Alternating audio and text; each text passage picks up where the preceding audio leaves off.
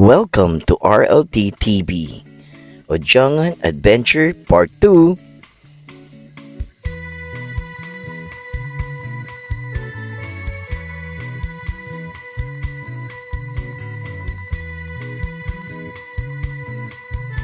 Hi guys, good morning. So it's our second day here in Romblon.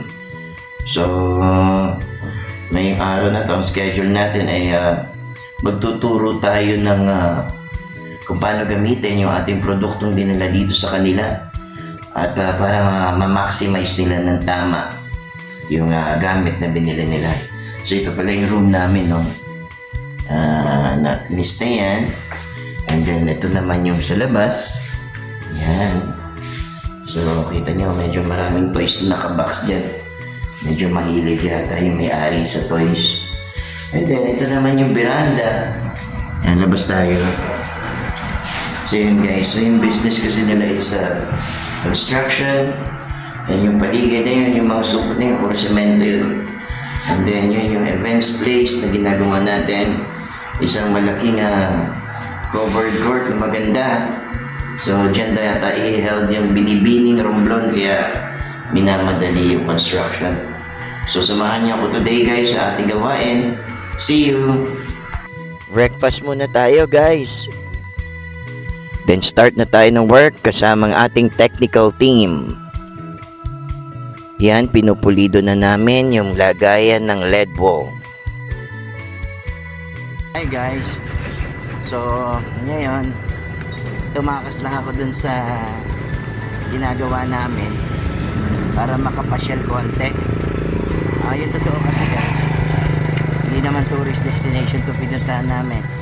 So talagang may ginawa lang akong project dito na events place, no? So by the way, merong isang mosque dito na maganda. Yan, ang ganda, maliit lang pero maganda.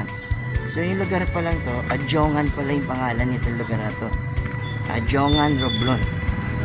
So yan tayo. So, try ko lang maglakad konti, makita natin kung ano yung bukay dito konti. See you! Guys, ito yung Adjongan. Makikita nyo yung lugar. Yan. Medyo province na province. Kaya mukhang kailangan natin may motor or kahit ano ng transportation. Kasi wala namang masyadong pasyalan. So malamang ito lang yung mapupuntahan ko, no? I'll see you guys kasi may training pa. Nag-train pa ako sa LED wall. Okay, bye! Sila naman yung St. Pius staff. Hi, RLT TV! So unti-unti na binubuo uli yung LED wall. Ayan na, nabuo na. Hi guys, good evening. So nag-start na kami ng training. So kailangan i-train yung mga gamit nito kasi hindi siya bigong gamitin. That's how we do business guys. Hindi lang basta benta. Kailangan ituro mabuti lahat ng kailangan nilang malaman.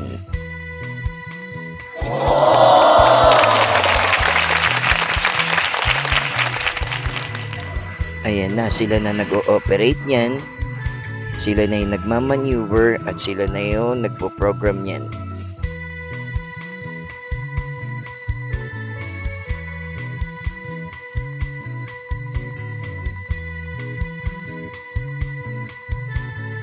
Hi guys, so this is it. So finish product na yan. So kaya nag-start na rin kami ng training. So ito na yan, kung natapos mo. So it took us 2 days para mabuo to kasi medyo naghintay kami doon sa yung frame niya. At now, so nag-train na lang kami. So nag-ihag kami ng training. So before namin kasi turnover, kailangan marunong na silang gumamit. So yan yung isa sa mga achievement natin today. Kung mapapansin nyo, paulit-ulit namin silang tinitrain, paulit-ulit na tinatanong kung ano pa yung kailangan nilang malaman. Ganyan ako sa mga client ko guys. Gusto ko kasi na-enjoy nila yung bawat sentabo ng binayaran nila sa amin. Finally, turnover na guys. Makakapagpahinga na kami at uuwi na rin kami tomorrow. Uwian na guys.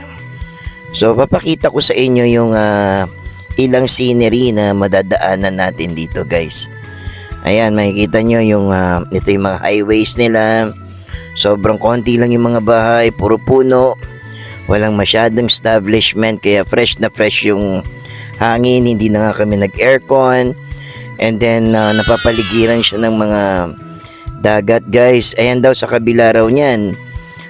Katiklan na, so Boracay, malapit na dito. And then, naikwento rin sa amin na ang Romblon ay ano pala to ng mga marble, pinanggagalingan ng mga marmol. So yan yung scenery ng biyahe namin guys. And then of course, malapit na tayo sa airport.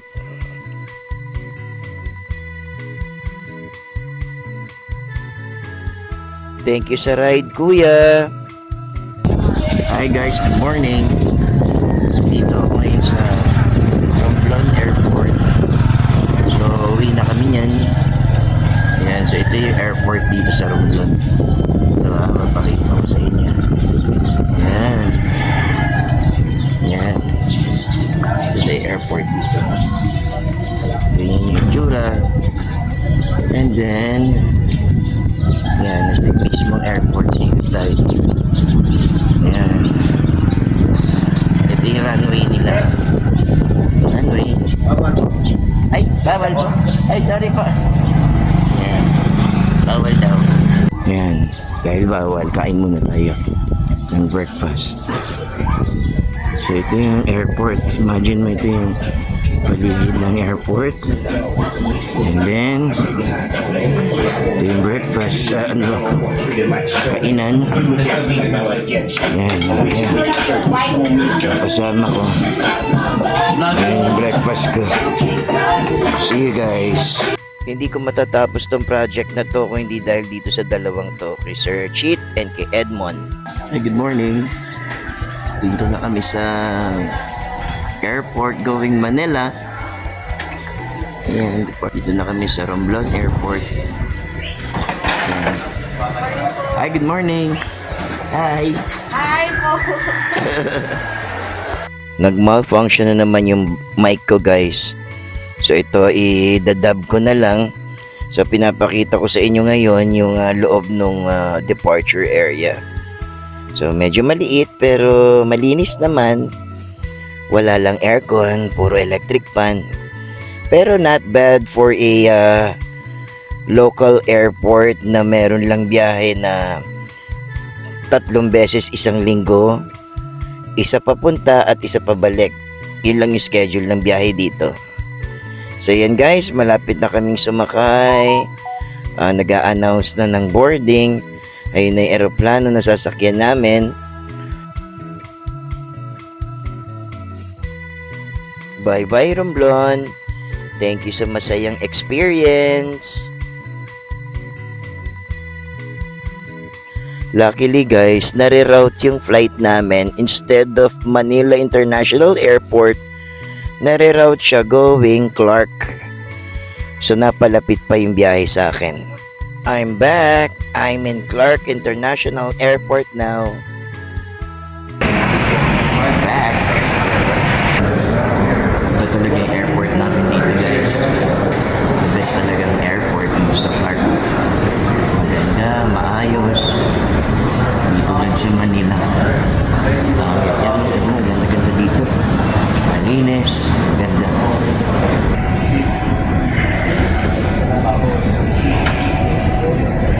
Yan na Clark.